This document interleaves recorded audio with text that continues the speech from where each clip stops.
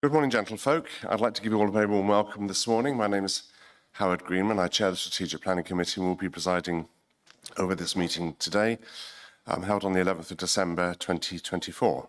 Give you all a very warm welcome on quite a murky day out there today. It's good to see you all nonetheless. Can I ask please that you turn all your phones either off or on silent for the duration of this meeting? We can have enough interruptions as it is without that. And on that note, can I just ask that everybody can hear me okay? That's good. Some thumbs up from the back there, so that's good. Vagaries of our IT can let us down sometimes. If there is a fire alarm, please take it seriously. Please exit the building via the nearest exit. That will be on the doors that you came through in. And please note this meeting is being recorded and it's broadcast live on the Wiltshire Council YouTube site. So please be cognizant of that. When you speak, make sure that you speak into the microphone. Note to self, that means me as well. To make sure that you're heard and that everything is recorded. So on that note, yes, please use the microphones in front of you. If a red light doesn't come up, perhaps you'd like to try the one next to where you are. For members of the public in attendance, please don't worry about the 2-hour free parking limit, as we have arranged with parking services not to check the public car park at County Hall for the duration of the meeting, and I suspect it will be more than the 2 hours. So on that note, I will then formally open the meeting. We do have some apologies today.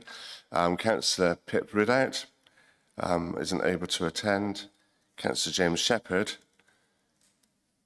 Councillor Christopher Newbury, and there was a bit of a tentative apology given from Councillor Rob Ewell. He wasn't too sure whether he'd attend or not. I did say I'd tender his apologies if he hadn't. So as he isn't here, we will be tendering his apologies. Minutes of the previous meeting, I just wanted to clarify an issue that we have here. The minutes of the meeting held on the 22nd of October 2024 are included in the agenda pack. This is for the members to take note of more than anything else. Please note that for the minute number 68, related to 20/06554 Full, Land at Empress Way, Ludgershall, Wiltshire, there are two instances where what is recorded in the resolution is different to what was contained in the agenda reports.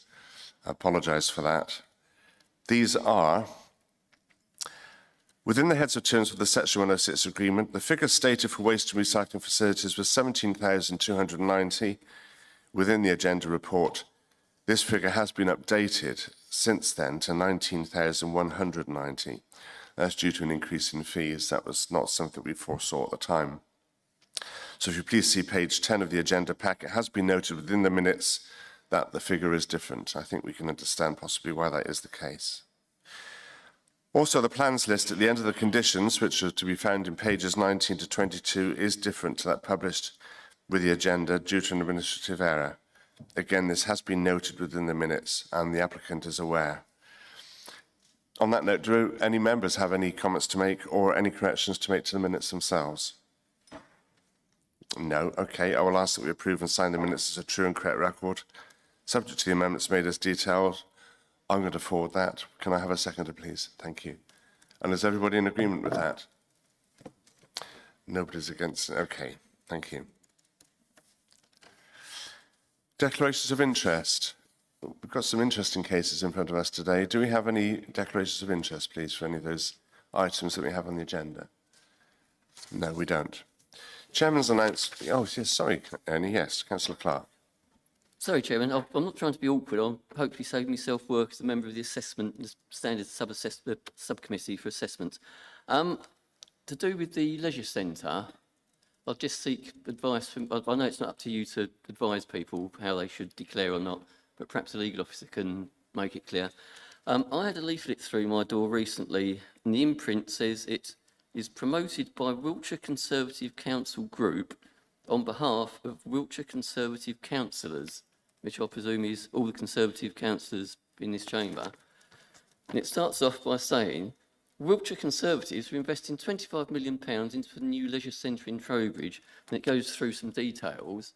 Surely this shows predetermination by the Conservative members of this committee.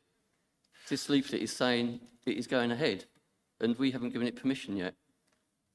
Well, So I will get that. Not being awkward, I just want to be sitting on the committee. Yes, I mean, we're looking at a planning application today. I don't want to get involved in the politics of this, but I would just seek some legal advice on that. If Chairman, it might help.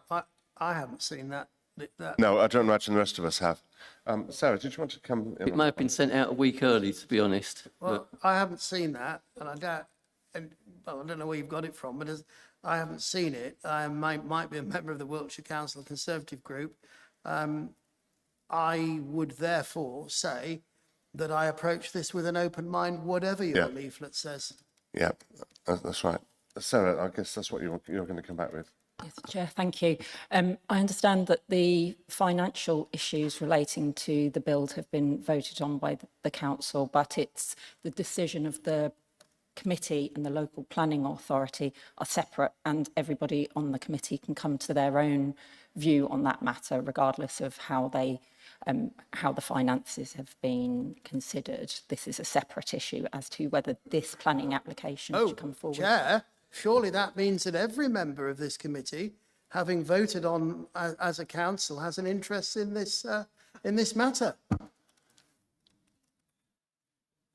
But if this is approached with an open mind, this doesn't compromise Councillor Clark's position. Absolutely, Chair. If the financial matters behind this have been voted on, that is a separate matter. As a separate body, the local planning authority through the committee make their own decision based on the application that's coming forward. Yeah. Councillor Clark. So, Chairman, with respect, I think the officer's misunderstanding. I'm saying that this leaflet, the imprint, which legally has to go on there, says it's been promoted on behalf of Wiltshire Conservative Councillors Group.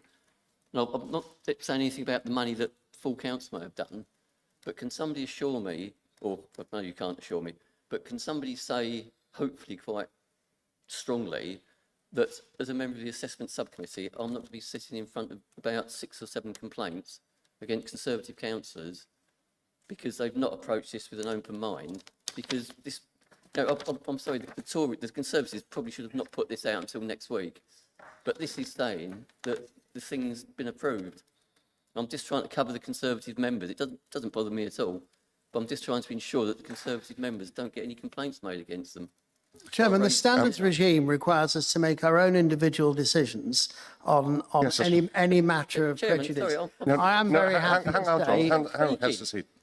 Chairman, As a I'm member of the speaking, assessment subcommittee, Chair, as has been alluded to, it's for every member of the committee to reach their decision based on what they have said and what they have done and where their mind is as to whether they have an open mind coming to this application. yes, that's right. Chairman, can I suggest... So your concern is that members of the Conservative group may not be approaching this with an open mind? That's how I'm concerned, that the member of the public on the Clapham omnibus might not regard it. So would it be safer, if they wish to, that the Conservative members of this committee do declare that they've got an open mind, and then that would save any problems, hopefully, from anybody thinking of making a complaint about them? So that's the assurance we need, is the members of the Conservative group approach this with an open mind. Chair, if that's what those members wish to do, then that is a matter for them to do. On that basis, are there any that have concerns that they may not be approaching this with an open mind? Chair, I would say this is the most ridiculous intervention I've heard for some years. I haven't seen... Yeah, but nonetheless, we're not Hang on, the only group represented here. So I want to be careful that we're being even-handed over this. So are you comfortable with that under those circumstances? Chair, yes. Yeah, okay. I'm not going to say any more about this now. We'll get to that later. So I was going to say there are no chairman's announcements. That's not strictly true. The eagle-eyed amongst you may notice that I've put some mince pies outside that door. I got taken to task by Councillor Newbury for not doing so 2 years ago, and ever since then I have done that, and he hasn't been here to eat them. I don't... Sorry? Yes. I don't intend taking them home, and I possibly don't need to tell you that I don't need to eat them myself. So, and this is for members of the committee and our delightful officers and members of the public as well at the back. Please do avail you of those when you leave, because I'm not taking any back with me. You're very welcome to eat them, please do. I should just spread them around County Hall if you don't. Right, I'm going to go into public participation now, just to outline how that's going to be run today. The planning officer in a few minutes will present their report, and as you've probably picked up already, some of them are a little bit convoluted today. and explain their recommendations. We've got 2 early ones, which are ones that we've seen in recent times, and 2 new ones. And they may invite comments from other officers if appropriate. I do like to thank the officers for being here. We're here in force today. And I think I've got somebody behind me, Emma, twiddling the knobs as well. And thank you, Tara. At that point, I'll then ask members of the committee to indicate if they have any technical questions they wish to ask of the officers. At that point, we'll then proceed to public participation, and typically, we don't have a full complement today, but typically up to 3 objectors and 3 supporters are able to speak to each item for up to 3 minutes each. Following the public slots for objectors, there are slots for statutory consultees. We will then hear from up to 3 effective parish councillors for up to 4 minutes each. With all statements, and I've often said this, I apply reasonable discretion if I perceive that the end of a statement is approaching. So if I'm doing this, I'm not winding you up, I'm winding you down. I'd give a little bit of slack typically, but don't take that for granted. After the parish councillors, I'll then invite the local unitary member for the application to speak. And at that point, I will then open the item to debate. I'll first ask the committee member to speak to move a motion which must be seconded. Officer advice may be needed to be taken in relation to any motion, and at the conclusion of that debate, I will then proceed to a vote. That process will be repeated for each application. Is that clear enough for everybody? Yeah, that's good. Please shout if not. Planning appeals and updates. I think we half expected this one. We do have a planning appeal, and I'm just going to hand over to Kenny. This is one that we've seen in recent months, just to perhaps put some flesh on the bones of the one that we do have in front of us. Thank you, Kenny.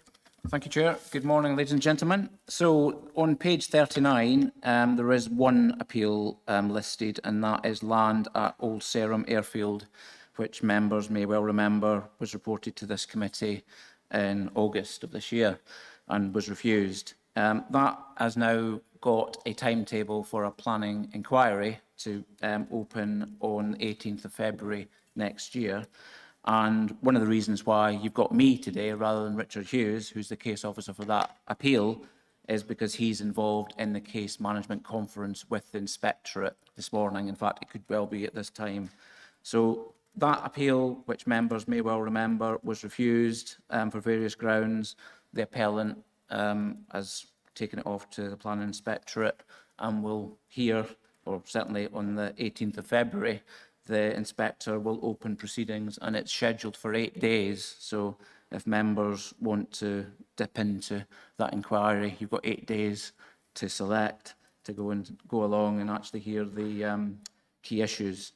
So Richard, as members will know, when we've got an inquiry, there's an awful lot of work that needs to be collated and submitted to the planning inspectorate, and his next key date is the 21st of January to get all the proofs on behalf of this council to the inspectorate before the mid-February meeting date. I do have another announcement, Chair, if I may. It's not on the agenda, but I did report to the Western Area Planning Committee last week about another appeal that's ongoing, and that is the 205 house scheme at Westbury Road, Warminster, which was reported to this committee in April this year, and that was refused. And similarly, the developer has taken it off to appeal, and that inquiry actually started in October, but the inspector has really went to town on that appeal and set out an awful lot of expectations and requirements for the appellant to come back to him with, in terms of issues relating to flood risk, ecology, public health, a whole list of issues which the inspector wants more information from the appellant on. He also, interestingly, challenged the appellant on whether the appeal was valid to begin with, which is a very interesting opening gambit. So the next date for that one is mid-January, and that's scheduled for 3 days, Chair. So again, interested parties can go along to that inquiry and hear the concluding issues for the inspector to conclude the inquiry, and then after that we'll have to wait for the decision notice. But the interesting thing is the inspector has really went into individual issues more so than what we initially expected, and he's actually went, because he can require other parties to engage in an appeal where they probably from the outset didn't think that they would be part of that appeal. And I'm referring to the Environment Agency, Natural England, our own ecology team, that have been asked for more expertise to advise and inform the inspector before a decision's made, Chair. Okay. So that's an informal update. Thank you for that. Adrian, Councillor Foster. Thank you, Howard. Just for clarification, is that the application where it was on the other side of the railway line and they were going to put reeds in because there wasn't a sewage system adequate enough for the area? Yeah. Just for clarity in my own mind of which one it was. Yeah.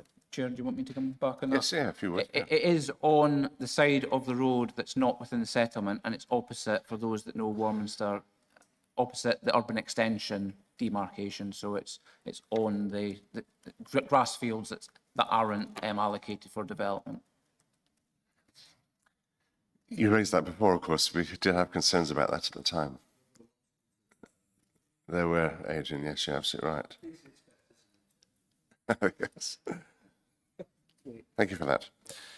So on that note, we're going to go into our first case today. Now, I'm very anxious to emphasise the first two that we're looking at today are not open for general debate. These applications have already been through the process.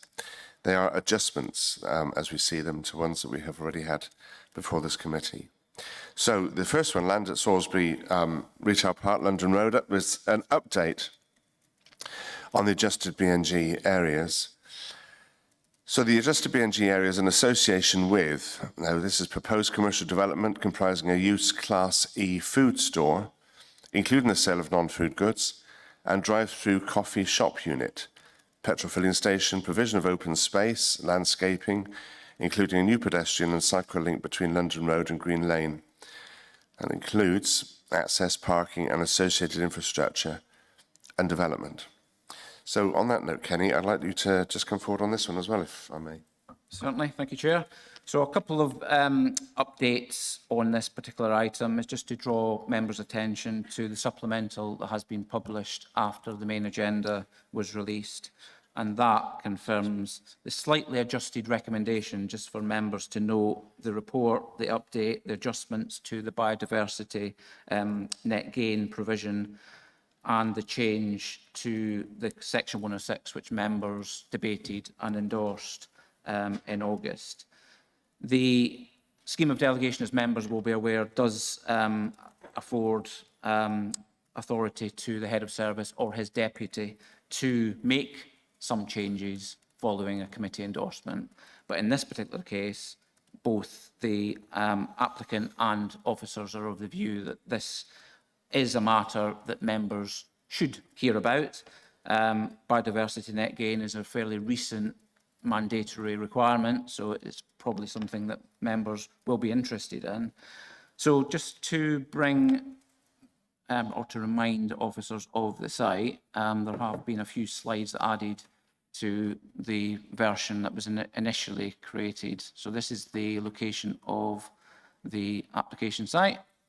And hopefully this is in enough detail to, and I'll use this pointer. So this is a slide that members may well remember seeing when this item was reported in August. So this is the development site. There's no changes at all within the parameters of the application site, but these two sort of light green highlighted sections were the identified areas for biodiversity net gain. So the applicant wasn't required to provide any biodiversity net gain because of the date the application was lodged. So under law, anything after the dates earlier this year, and this is a 2022 application, so it predates the mandatory requirements. But nevertheless, the applicant for this application wanted to provide the biodiversity net gain, and the application that was reported to this committee identified 2 sites. So there was an elongated site to the north, and then there was this sort of roughly rectangular site to the south of the main development site. Following the committee endorsement of the application, more work was done in terms of surveying this northern site, and the quality of that site was higher than ever expected, which meant that you would never really secure the net gain. If the site is of high quality, then you need to think, well, where can we actually relocate it to get even more betterment? So after the surveying work, the appellants then obviously approached the Land Trust who own or have got a lease for this country park, and they identified another site. So if I move to the next slide, move one more. So they've identified still to the south of the site, and this area of land is far poorer in terms of its quality. I don't know if members here today know this particular area of Northern Salisbury, Laverstock, but it's bare ground, it's not high quality grassland, but it has been identified for an area for improvement. So improving the soils, improving what's there would deliver the necessary biodiversity net gain that was initially envisaged and proposed. So those 2 parcels are now being put forward by the appellant to deliver the biodiversity net gain for the entire scheme. But I would stress there isn't a policy requirement for them to do so by virtue of the fact that this application came in before the mandatory requirement. But nevertheless, the applicants wish to maintain that element within their application.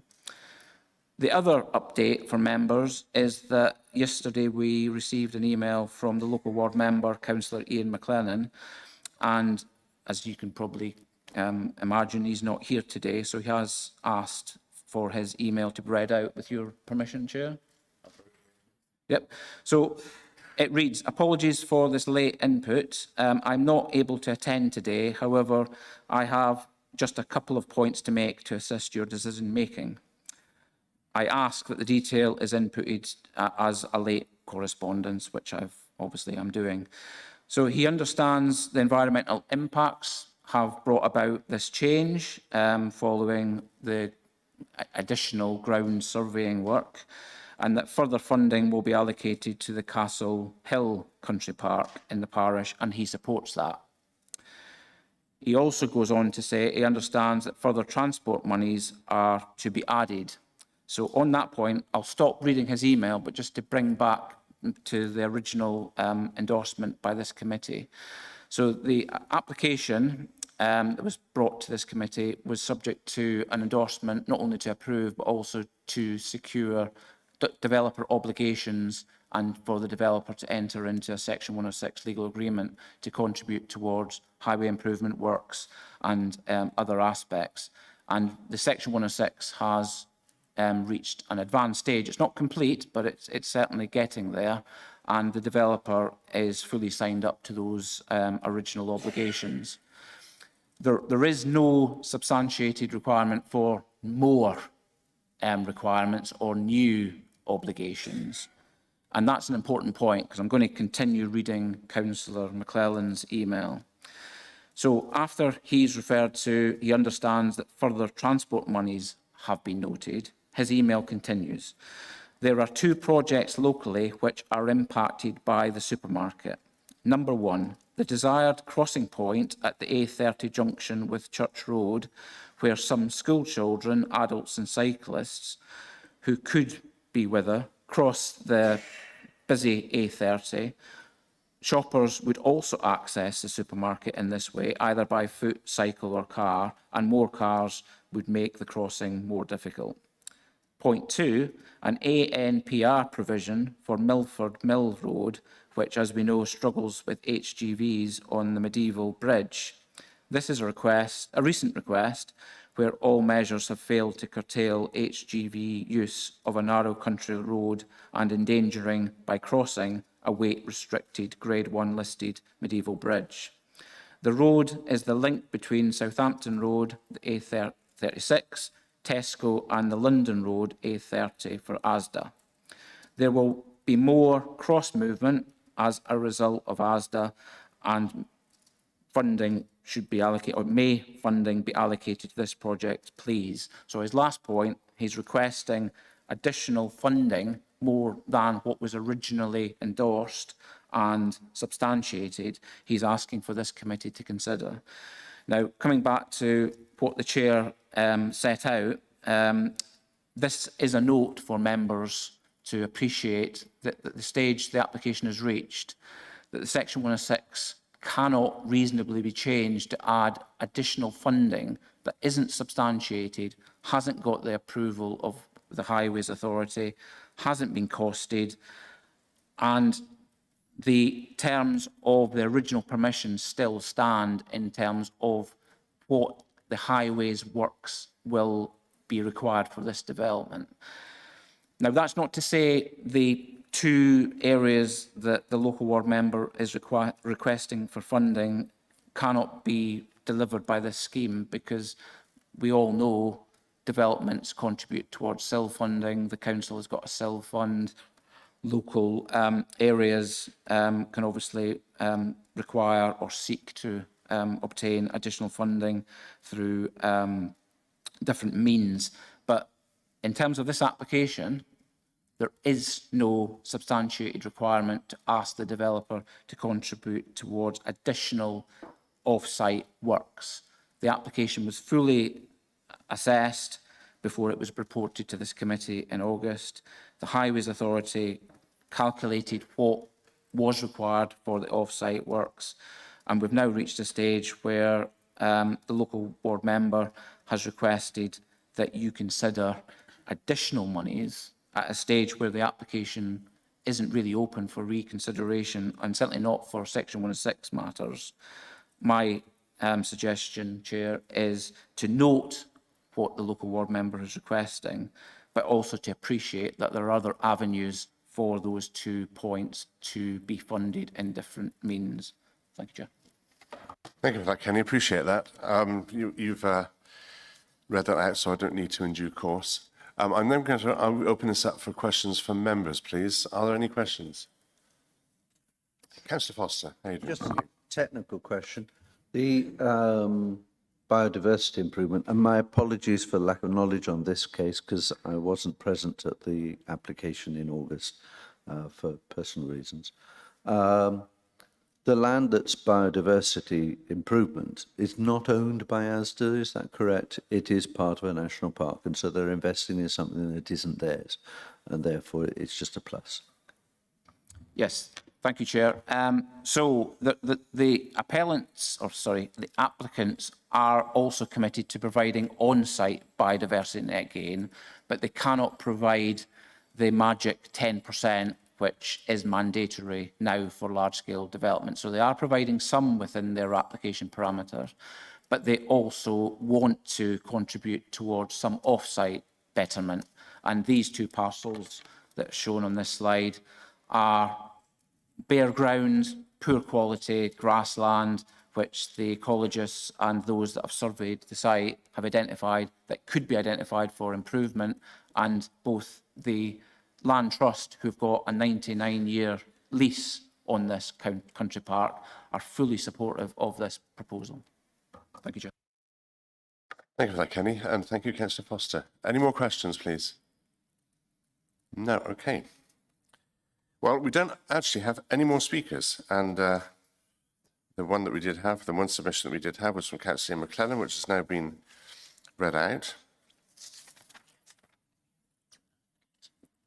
Yes, that's right. So we have the one applicant, Adam Cundale. Morning, Chair. Can you hear me? Yes, thank you. Morning, Chair. Morning, members. Morning, officers. Thank you very much for having me back. Because you may recall I was here in April, and I know the officers just referred to August committee, but it was an April committee I was here the first time. Yeah. So just wanted to clarify that point. But yeah, so all I was here to say is there's nothing really to see. Obviously, the officer's recommendations stayed the same as before. As a business, we were really pleased with your previous recommendation.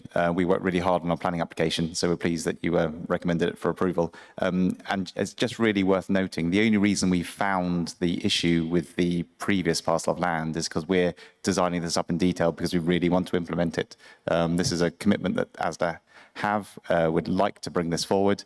As the officers alluded to, our Section 106 is probably 99.9% sort of agreed by both parties.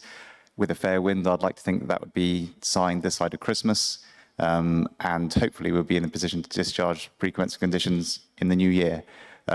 So I just wanted to highlight the planning application as previously seen. Everything on the site stays exactly the same: the jobs, the investment, the shopping opportunities. The only difference is the B&G parcel of land. Rather than two smaller sites, it's one sort of slightly larger site, and as a whole it's sort of closer to our application. So as the officer said, it's just really for note, but I just wanted to be here just to prove sort of ASDA's commitment to this particular investment. Thank you. Thank you for that assurance, Adam. Appreciate that. Did you have anything to add to that at all? You don't, okay. And I don't think we do have any more speakers. We've had the applicant now. So I'm going to ask for a motion, please, from the floor, from the members, to move this to debate. Councillor Foster. I'm happy to move it as the officer has described it. Officer without recommendation. alteration. And do I have a seconder for that, please? Councillor Seed. Jonathan, thank you. All right, so just open this to debate then, please. Councillor Swafford. Yes, I just wanted to register that it's unfortunate that these new ideas have come up recently, and they were obviously very worthwhile, and whether it would be possible to do slightly more than just note the members' suggestions, maybe to promote them somehow to the town council and the highways authorities, sort of as something to consider with the SIL money, or the SIL department even. But otherwise, I'm in favour of the motion. Thank you. Any more comments from any other members, please?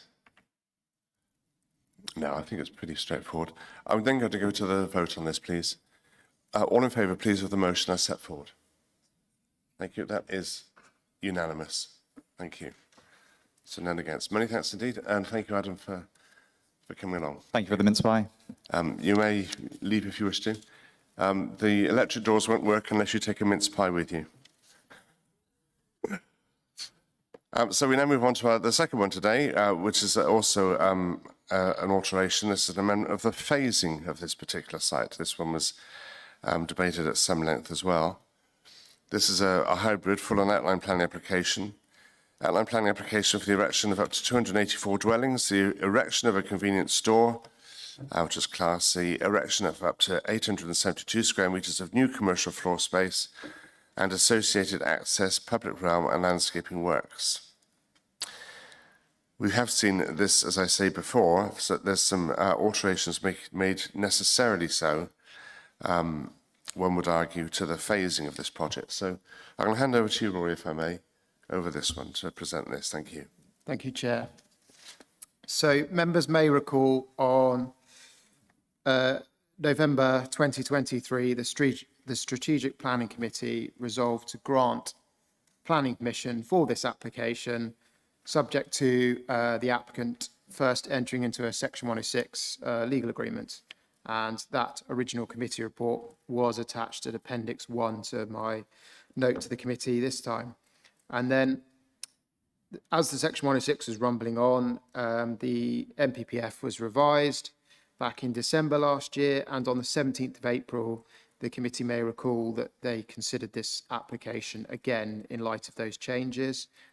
However, it was still resolved to grant planning permission for this application, subject to the completion of the legal agreement. Said legal agreement is still in the process of being agreed, and during that process, the applicant has approached myself to ask whether they could make some changes to the application. And this was to express a desire to implement Block A, which was approved under the full part of the hybrid application, along with the Stallard Street buildings, which are outside of the application site but within the applicant's ownership. Enox Place, which are the three buildings on this part of the site, which are also governed by the full element of the application. And he wanted to deliver those in advance of the outline permission for the balance of the site. And in order to do this, delivering the balance of the site would require the implementation and detailed design of site-wide infrastructure. And so in effect, as you can see from the next slide, the phasing plan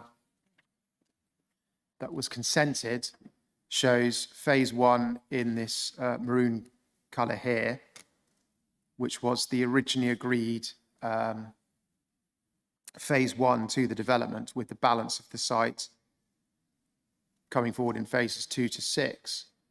What the applicant would like to do is reduce the scopes of the phase 1 works to include just that forms part of the full element of this hybrid application. However, this would entail splitting site-wide pre-commencement conditions which relate to the whole site. So things such as contaminated land conditions, surface water drainage strategies, reptile mitigation strategies, Japanese knotweed solutions to deal with that on site. So because those conditions required no development to commence until details for the whole site came forward on those elements, the applicant was concerned that that was going to delay the time frame in which he could crack on with the phase 1 works. And so they would like to split the site-wide pre-commencement conditions to allow the phase 1 works to be detached from the remainder of the site, and that separate details are submitted for phase 1 and then separate details are submitted for phase 2. But in a sense, all details that were requested on the original application would still be received, albeit it would just be done in a phased manner. Officers have considered the above proposal and felt that given their nature and extent, it would be necessary to bring this application back before the committee so that these changes can be noted. But in summary, having looked at these changes, nothing on the application is changing. It's literally just the timings at which various elements of the site come forward. So overall, the changes set out in my note to the committee do not alter any aspect of the proposed development that's previously been approved, other than the trigger points at which details are required to be submitted for various conditions. This will enable the development to be delivered in a more cost-effective and timely manner, which is something the local planning authority is keen to support, given the substantial benefits this scheme is capable of delivering to the wider town, which has been set out in the original reports committee. So as a result of that, subject to the planning conditions listed in my report and the completion of the legal agreement, officers are still recommending that the application accords with the National Planning Policy Framework, adopted local planning policies, and the recommendation as set out in this reports committee is the one that officers would like endorsed. Thank you, Rory. Appreciate that. Any questions from the members, please? I see 3. Councillor Foster, please, Adrian. Yes, and you can put me in the correct place here. I have the advantage of being older than most of the people here sitting in the room and have seen developments fall apart after phase 1 is built, and then phase 2 is a different builder, and then phase 3 is another builder, having had the financial crashes in 88 and 2007. So my concern here is that we're deferring a period in which conditions should be met without any guarantees that those conditions would be met if phase 1 was built and then another developer took over. Would it be possible or appropriate, and this is where the legal advisor can come in, is that a bond was put in place so that the works that are essential for this site are completed and we can have a better guarantee of them being completed? because that's the only real difference between what you're proposing now and what happened before. And I'm concerned that the guarantees that this work is not in place. I mean, the conditions, the way the conditions have been worded is that anything that relates to the phase 1 works is secured as before development commences on the phase 1, and anything that is unrelated to the phase 1 works. So, for example, it was confirmed by the applicant that there is no Japanese knotweed present in any of the phase 1 elements of the site, and therefore it's not reasonable to expect those details to be submitted prior to the construction of the phase 1 works, because nothing's happening to the remainder of the site while these works take place. So similarly, that applies to the reptile mitigation strategy. The reptiles that were found to be present on the site are in the north western corner of the site, up by the railway line in the shrubs there, and there are no reptiles present on the remainder of the site. So it's literally removing obligations on the applicant's part to having to deal with off-site, effectively submitting reports and technical approvals of matters that do not relate to the phase 1 development. So if the phase 2 and phases 2 to 6 don't come forward, then the site would remain as it is, and any contaminated land would remain as is, and because there would be no ground disturbance works going on, that would remain as it currently does. But the contaminated land situation on phase 1 would be required to be carried out prior to commencement. So in effect, we are still getting the site-wide assurances that things like contaminated land and construction management plans and surface water and foul water drainage strategy is dealt with. It's just that it will all be dealt with separately for phase 1, and then another application for the discharge of phases 2 to 6 would come forward.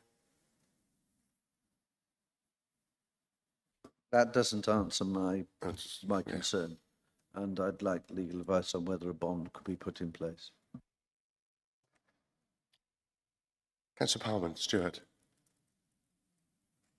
Chair, do you want me to come in?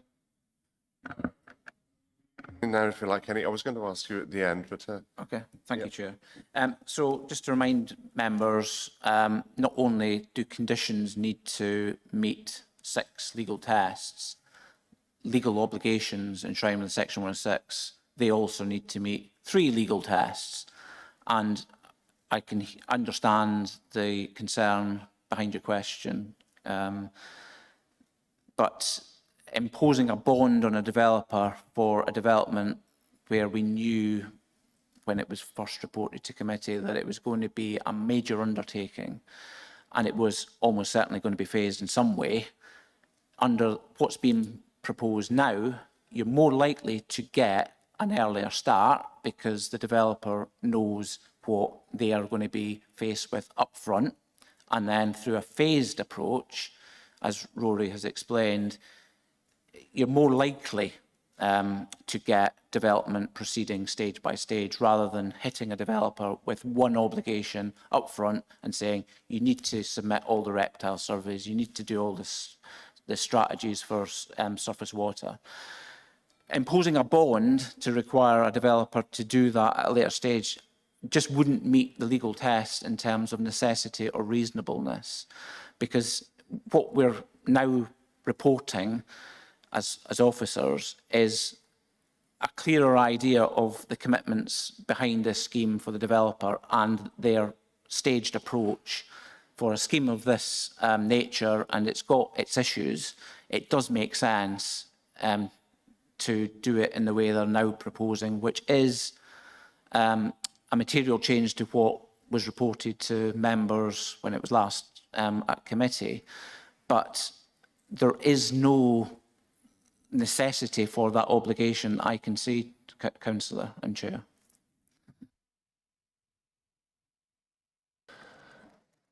Councillor Parman, Stuart, thank you.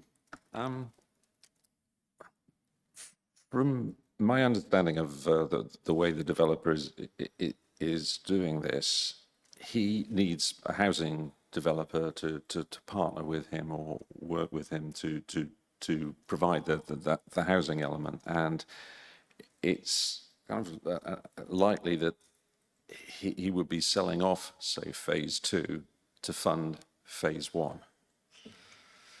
So that he's sending that off in concept to, with the outline planning permission, and then that will give him the funding to be able to complete phase 1.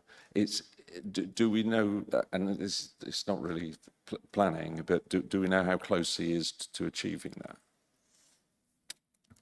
I don't know the exact answer. I know obviously the mechanics of it. The phases 2 to 6 will be, the outline planning permission will be sold to a developer to deliver.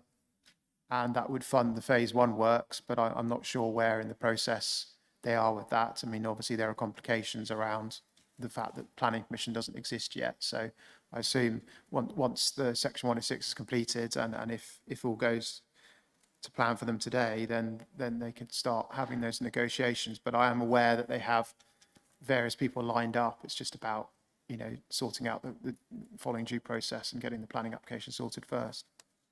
You're saying the 106 is close. What's the barriers of that? 'Cause it's been over a year since we initially gave the planning permission.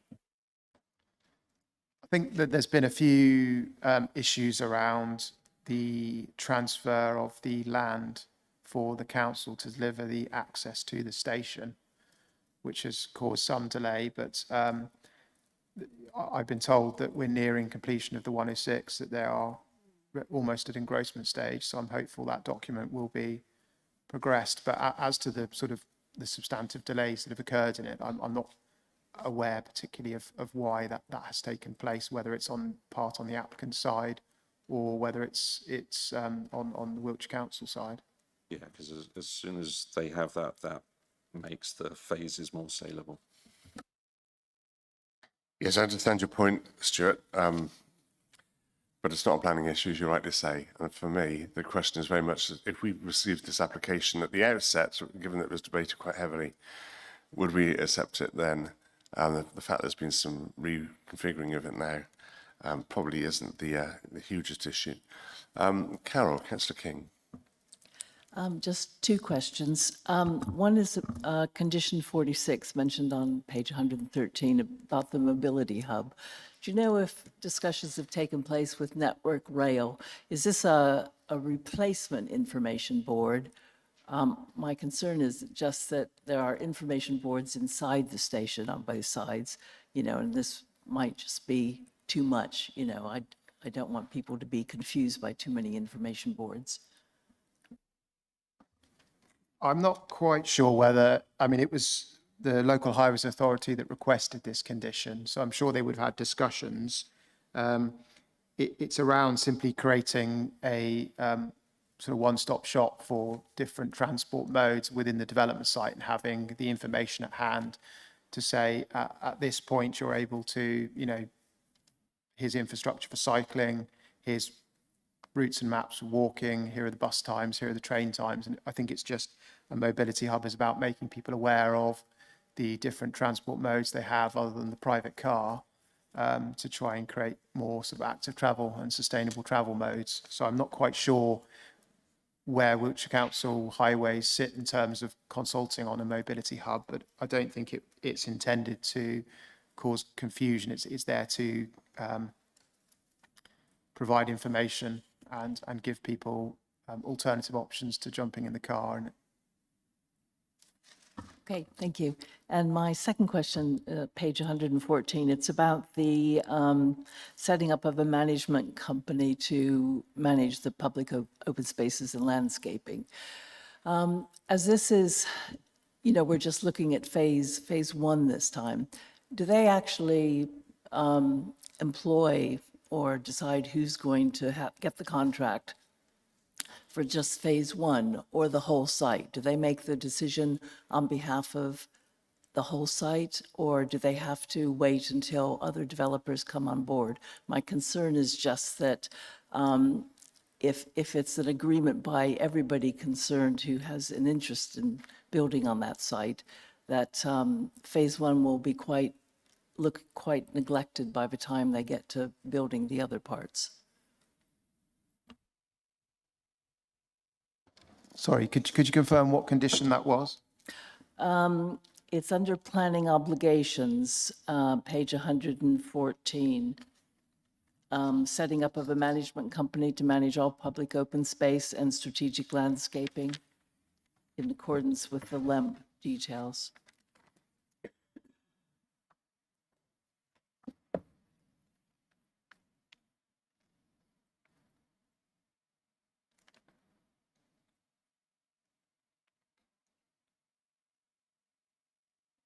Rory had slightly different paperwork to what you and I have, so I just handed mine over. So he's just updating himself with what he's got there.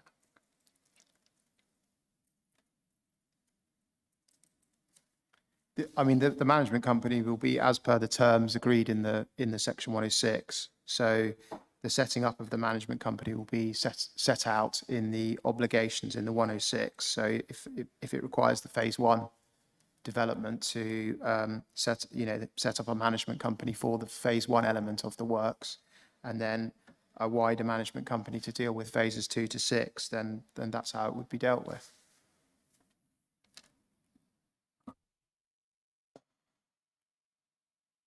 You comfortable with that? Yes, thank you. I'm going to go slightly off-piste here, step outside of protocol. I'm conscious that we have our cabinet member here who was involved in this in the outset. So I'm going to just ask him if he has anything that he wants to add to this, given his involvement. Thank you, Chairman. Thank you, Councillor. As you know, I don't normally speak at these meetings, but the last time I did was on to do with this site.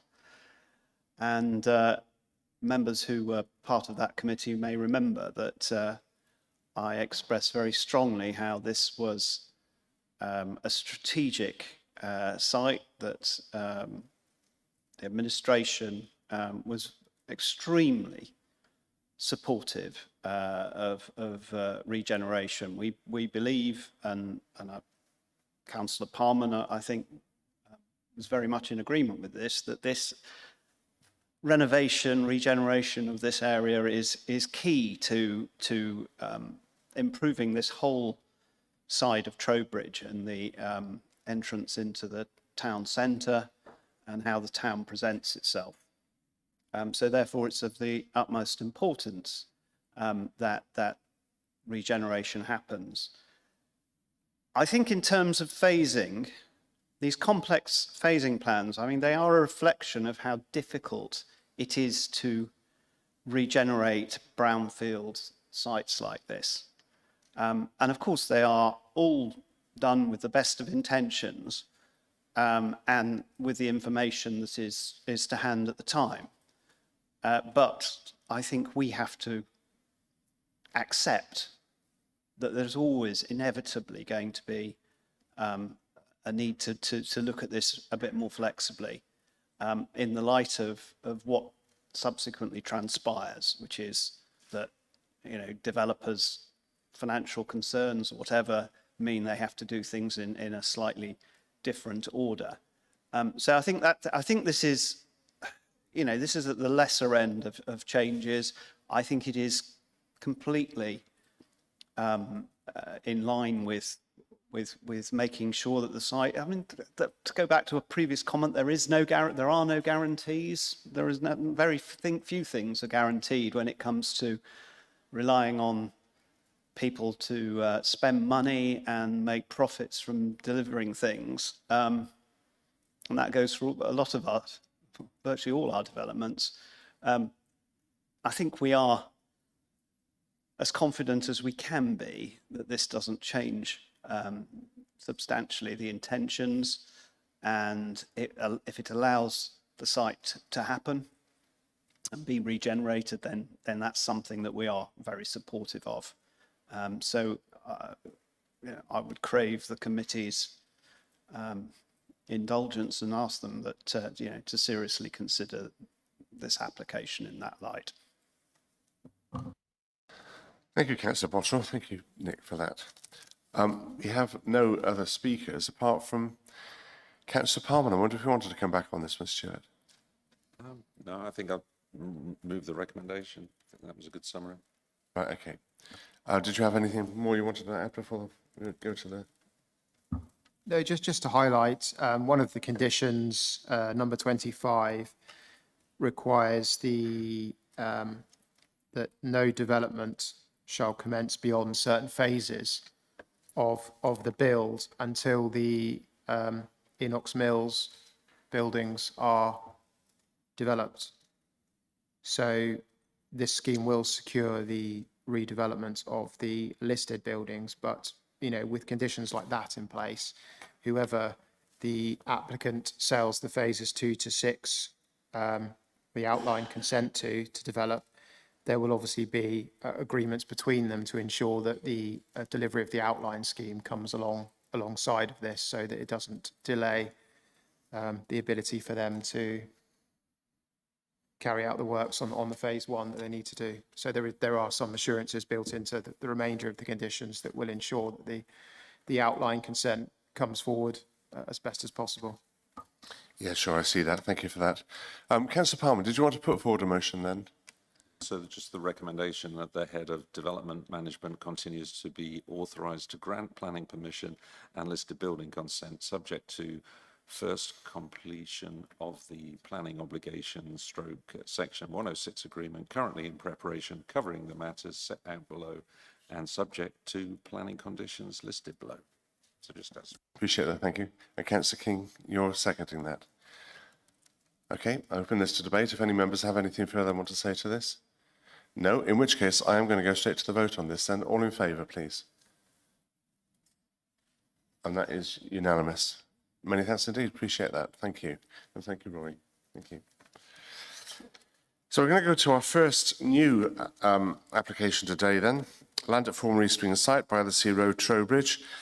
As has been alluded to, there have been some fraught dynamics surrounding this. I haven't seen any paperwork, leaflets or otherwise regarding this site. And I would urge members to contain their thoughts and their remarks to just simply a planning application that's in front of them, irrespective of where it may come from or what the other dynamics they might feel at play. We're just looking at an application for this site, for this facility. So on that note, I'm going to hand over, nice to see you, Russell, to you, please. Thank you. Thank you, Chair. Yes, so this is an application for the construction of a new leisure centre at the former East Wing site, just across the road from County Hall where we're sitting. It's a Wiltshire Council application, and the development intends to create a comprehensive leisure facility designed with accessibility and sustainability built in. Just make sure we all know where we are, but we've got the River Biss to the sort of northeast of the site, County Hall is to the southwest, and then the site goes all the way up to the back of Asda up here in the north. So this is the proposed site plan. The building would sit here on this corner, and I've got some images coming up to illustrate that. We've got, this would be the car parking for the leisure centre. This area would be the retained parking for County Hall. And as you can see, it's a comprehensively landscaped scheme with trees and shrubs throughout, so it breaks up that sort of massive parking. The car park is going to incorporate electric vehicle charging, disabled spaces, coach spaces, and bicycle stands. As I said, it's fully landscaped, so it's going to create welcoming public spaces as well as enhancing biodiversity.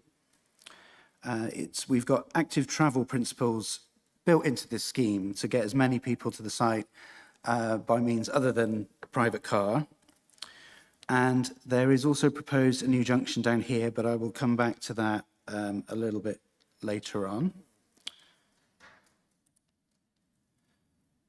So this is what the leisure centre's going to provide. So we've got a 60-cover cafe, 25-metre swimming pool, a spectator gallery with 130 people, a learner pool, and along with the changing facilities, and various fitness suites and studios, community meeting room and an adventure play area, which is distinct from a soft play. It's not a soft play. It's aimed at children 8 to 14, but it's not strict on that. It's things like climbing walls and other sort of more adventurous areas to get everybody moving.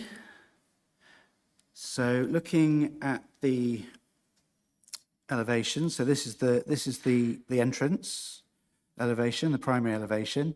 So it's a large building because there's a lot of offering inside, so we've got to fit everything in. But you can see how the sort of the roofscape has been designed to break up that massing. So we've got these discrete areas that all sort of work together. Again, I've got some more visuals of that later on in the presentation. This elevation would be along by the Sea Road, and these windows would serve the swimming pool area. This elevation, the northeast, this is the other side, which is addressing the car park and the river. And then this elevation would give onto the side of Rothermere House, which is another council building. And this elevation, this is where all the servicing and machinery and all the kit you need to run a centre like this. So this is a sort of more service elevation, but it's the one that's going to be seen the least in order to make the most of the three other more active frontages. So this is the ground floor plan. So we can see this is the lobby, main entrance and the reception. Got the cafe here, and people will be able to take their drinks out into the civic spaces, worked into the car park and along the river. The changing area here in yellow, that's sort of central to the building. All the servicing back here. These are the swimming pools here, and we've got the community meeting room, and this is the active play area. And then upstairs, we've got the fitness suites and like the cycle studio and things, more changing areas. And this is the void above the swimming pool, and that is the void above the active play area.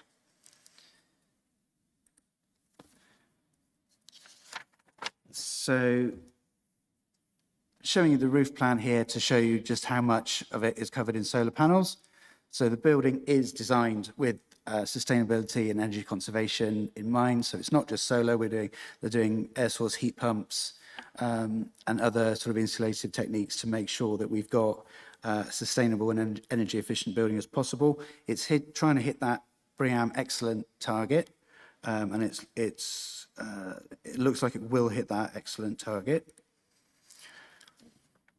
Just to orient you where the building's going, this image at the top is from the entrance, and the leisure centre would sit here.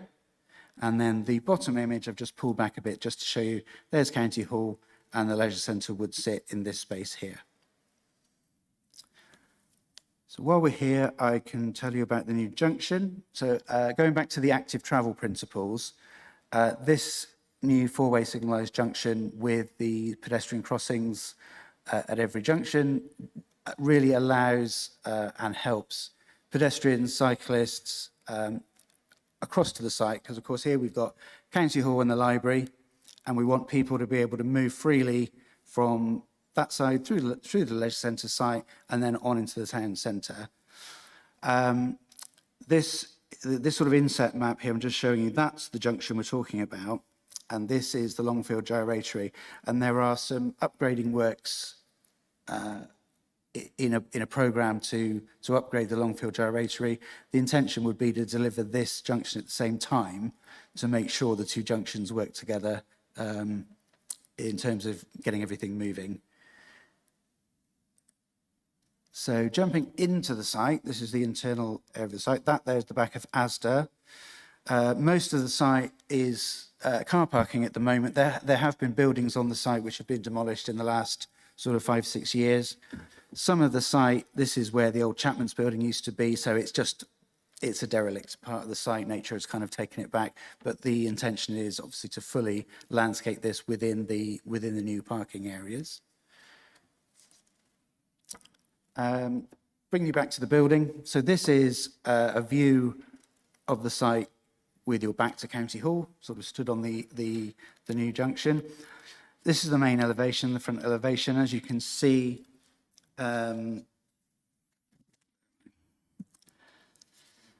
so the massing of the building has, as you can see again, has been broken up by these sort of articulated sections with setbacks and projections and overhangs that sort of work together to create an interesting and sort of visually pleasing elevation.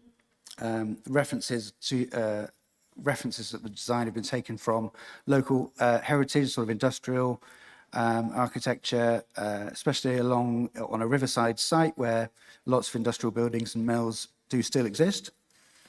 The next image, we're jumping into the site, looking at that sort of front corner there. So again, you can see these are we've got the mix of materials which also help break up some of the massing. And these are some of the civic spaces within the site. So you'll see when you step out of the building, you won't be straight in a car park. You will have this sort of pleasant landscaped environment to meet and move through the site. So I think that's the last of my slides, but just, I might bring you back here just to talk about the design has been thoroughly vetted and has gone through several rounds of a design review panel with the Design West team. And the leisure provision has also been carefully sort of scrutinised. And the result is trying to create an inviting building that will serve a wide cross-section of the public, help people become more active. The proposal adheres to Wiltshire core strategy policies. Comprehensive consideration has been given to design, landscaping, sustainability and community integration. We've got no objections from any statutory consultees and all technical matters have been resolved. And the public response has been broadly positive. This will serve as a sort of flagship leisure centre for the public and will be fully integrated into the community, providing additional benefits of the enhanced landscaping scheme, upgrading the river corridor and creating those new civic spaces. And overall, the project seeks to deliver a modern, inclusive leisure centre while preserving the character of the area, supporting local development goals, and the scheme forms a central role in enhancing Trowbridge's infrastructure and the quality of life of the public. Thank you. Thank you, Russell. Appreciate that. I think there are almost 1,000 responses to this through the consultation exercise. So perhaps on the light of that, it's surprising, perhaps pleasantly so, that we've had as few written responses to this as we've had, or objections even. But no doubt there are issues that members will need to ask questions on. And I will say now that I note that the applicant is Wiltshire Council. They haven't actually registered to speak, but without straying into politics, I just want to look at this planning application exactly as is, as a planning application, irrespective of any political persuasion. I will be inviting the Cabinet member to speak in due course. But to start off with, I'm going to ask members if they have any technical questions. So we'll start with Councillor Foster. Adrian, thank you. Thank you, Mr. Chair. I have two technical questions. The first one is to do highways. If you go to the image that's on page 249 that you mentioned earlier, which shows the active travel improvement, at the present moment, there's a roundabout there. There is no roundabout on this drawing, which means getting in and out of the leisure centre and in and out of the car park of the town hall will mean we could be sitting there waiting for a very long time for the traffic to subside on the major road going through. Is that a really positive move forward as far as highways are concerned? The current, I think the thing to say is that the current roundabout might be great for cars, but it's not great for everybody else. And so the whole design of this, which includes like the cycle spaces and so on in the site, these are the active travel principles that we're trying to promote. And so this junction has been designed to help everyone else who's not in a car move from these civic, we've got the civic space here, County Hall and the library, and their ability to move across to the leisure centre and on into town is seen as a priority. So it has been designed to try and meet all of those needs. I can see the reasoning behind that. My concern here, as it is in towns as well, once we convert to all electric cars, yes, there won't be any fumes concerned, but we'll have cars queuing and parking here, creating fumes until we all go all electric. That's not going to help the health and the well-being of the public, especially those in Trowbridge. And the whole point of a leisure centre is to improve the health and well-being of the public. Can I come in, please? Again, fully understand the point, councillor, but I think we need to recognise that this is an existing car park that will change in terms of its use during the day. So in terms of the amount of vehicles going from by the Sea Road into the site and exiting, there will obviously be a change, but there'll be a transformation in terms of when we might see that traffic going in and coming out, because it won't be council staff parking in that corner of the site. They will have a leisure centre and we'll have car parking to the north of the leisure centre. And point on this slide, it might not have been made, I can't remember if Russell referenced it, but there's an additional lane going to be proposed or implemented. As you can see, that red circle. So that's an additional lane that will be created to cater for additional cars. So I do take the point that there may be times when cars may well be logging up and potentially causing some congestion, but that exists at present. That car park is very well used by council staff, and that will no longer be available for council staff if and when this gets permission and implemented.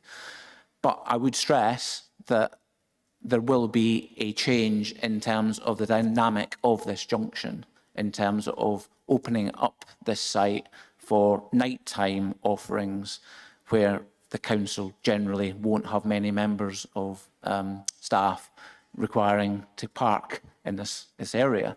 So there may be some times where we've got this junction busy, but the highways team and the transport specialists have came up with this, and I go back to the point that Russell made, that we're trying to engineer a more people-friendly arrangement rather than just concentrate on what's best for vehicles and car drivers. That shouldn't be the first approach. We should be thinking about, well, this is near the town centre. We need to be thinking of designing junctions with people first. And I think this scheme manages that, Chair. Thank you. So can I ask, will traffic lights be placed here to make it safe for people to walk across rather than drivers trying to make ridiculous manoeuvres just to get into the main traffic flow? It's a signal junction. It is. Yeah. Just signalise, yeah. Just a minute, Councillor Parman, Stuart. Yeah, mine's on the same junction. You mentioned that this is cyclist friendly. I can't work out a cyclist is going to use this. Can you explain that?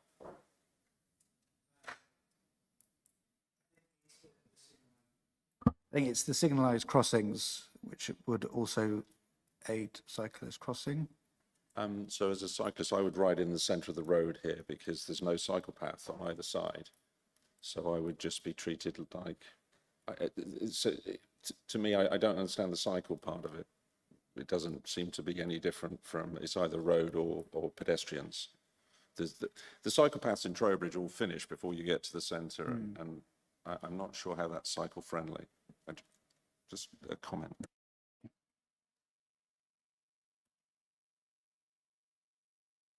I don't think, I'm not sure if there is room there for a cycle path. I know although the applicant isn't speaking, we do have the design team speaking, so they may be able to add some info onto the design of that there. Yeah, for me as a cyclist, where as soon as I see something like that where I can't ride, I shouldn't be riding on the pavement. I'd be in the centre of the lane and just treat myself like a car. So I think that's a bit disappointing. But yeah, cycle lanes take up a lot of room, so I can understand it. Thank you. Councillor Clark, Ernie. Thanks, Chairman. Just a quick one. I must admit, the word signalised, I'm sure we could come up with something better than that, because it sounds horrible Americanism. Can I just ask, though, there's something mentioned in the report. Will there be any sort of corresponding or time, whatever the phrase is, with the traffic lights up at Longfield Roundabout? Or is there the danger that in busy times we'll have sort of some lights at red, some at green, and it just cause even more trouble? Yes, so that's why I sort of pulled this out onto a separate slide, because, as I said, there are upgrade works programmed in for the Longfield gyratory, and so the intention is to deliver this new junction along with those works so that all the lights will work together, not against each other. Thank you, Ernie. Councillor Seed, Jonathan.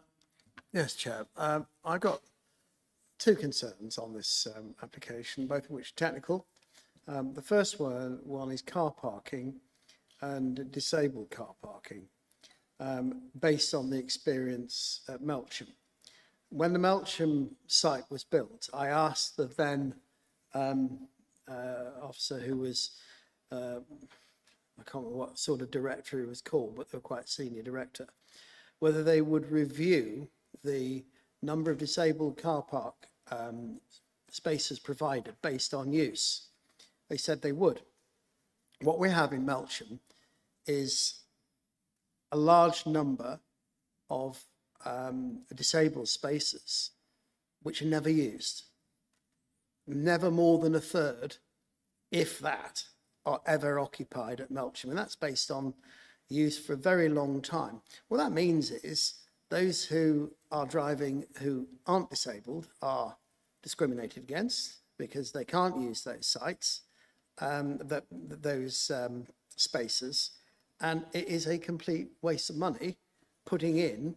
And you could drive to Melksham now, and I can't remember the numbers. There must be 20 spaces, and probably 3 of them would be being used, and that needs reviewing. Because we've clearly got our calculation data wrong, or we're basing it on desktop assessments and not practicality of use. And I would ask that we put an informative in, and I will do that when we come to the debate, asking that that be reviewed on the basis of experience elsewhere. And the experience of elsewhere is that we are wasting a lot of car park that's never ever used. My second question, which I know is an irritation to leisure officers, but is based again on previous experience. I keep asking in various plans whether there is enough seating, and we were going to have it provided at Melksham, and then it was taken out at the and not put in when asked, because it was told it was too late. We were told it was too late in the design. Whether there is enough seating for that pool to be used for county standard competitions. I've been told this morning that it's all changed and there isn't enough seating. I think that's a sad shortfall in the design, because all they're providing 130 seats, and apparently it's 150 to 180 for a county competition. There still remains no venue in this county which can be used for a county swimming competition.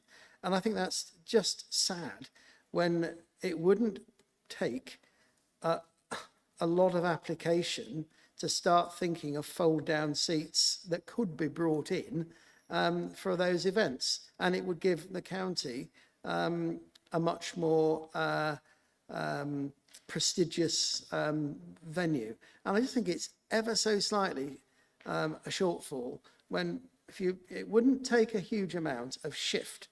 And I think, again, I would be trying to put that in as an informative, which I'm sure the leisure officers will ignore, but I just think that just needs raising to see if it can be done even at this late stage, because it is a late stage in design, and maybe architects may want to answer that as a question, if we can do it, or the planning officer, he may tell me it's not a planning consideration.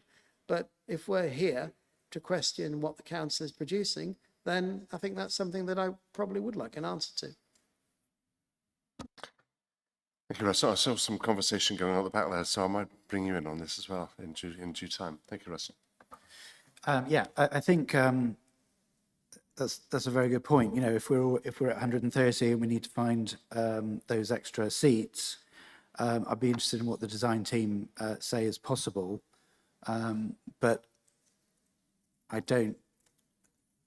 Yeah, it seems reasonable to me, but I think I will defer to the design team to see whether we can get some extra seats in there. I mean, it wouldn't affect necessarily determining this application because obviously it's an internal space, so we can do some reconfiguring if that's needed.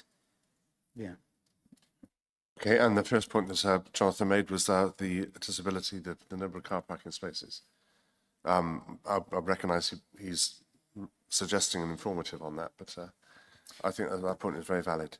Yes, I think we can, again, those sort of standards, I guess, can be looked at again. It would have been based on a desktop analysis, but if we've got evidence of actual need, then I don't think that would be a problem to have as an informative moving forward.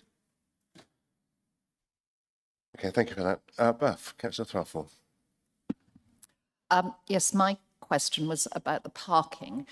We are obviously going to be losing a number of spaces that are currently used by council employees. And there's a recommendation in there that the council needs to prepare a local transport plan or something, a transport plan for itself. Do we think that's actually going to solve the problem? There are days, I know they're only intermittent, when the council car parks do get very full, such as full council. Will people be able to go and use council employees be able to use the car park that's designated for the health centre, for the leisure centre at that stage, or will they be excluded? Well, yes, I don't know whether someone's going to come and check if you've parked there if you're actually using the leisure centre, but there has been a study done of all the council car parks that council staff have got access to, and it has been shown that we've got plenty of other parking in the town centre, which staff can use. It will mean a bit of a walk, but you know, again, all about getting people moving. So yeah. Sorry, and is there a transport plan in the offing for the council? I mean, is that really going to help? We don't have one at the moment, as I understand, so the intention of this would be to kick that off, yes. Thank you. Do you have any more? Oh, yes, Councillor Foster, Adrian. I did mention at the beginning I had two, so this is the second one. My major concern with this development is it's a sports centre. That seems a very odd description for something that doesn't have a sports hall in it. Is there a logical reason why we're building a sports centre and it hasn't got the major necessary feature? And there doesn't seem to be anything in this design which allows for a sports hall to be added at a later date. And that's, for me, is a real stumbling block. So this leisure centre is replacing, in effect, it's replacing the fitness suites and the gym at Castle Place, and also the swimming pool at Clarendon, which is sort of on its last legs. But the sports halls at Clarendon, just up the road, are sort of still fully viable, and they're used by the school, so they're not going anywhere. So the sports hall provision in Trowbridge would remain at Clarendon, but all the other leisure uses, the swimming pools and the fitness suites, would come into this building. Thank you, Russ. Appreciate that. Nick Thomas, our Chief Planner, is on Teams. I think he'd like to come in at this point. Good morning, Nick. You're welcome. Hi, good morning, and yeah, thank you for the opportunity just to speak, and good morning to members and everyone in the chamber. I've just heard the discussion that took place. I thought it might be helpful to add additional points to what colleagues have raised. So some of the issues, I'm sure, the agent who I know is going to be speaking in a moment will no doubt be able to answer. But there's been a few questions around issues to do with the internal design of the facility, such as seating, the lack of a sports hall within the facility.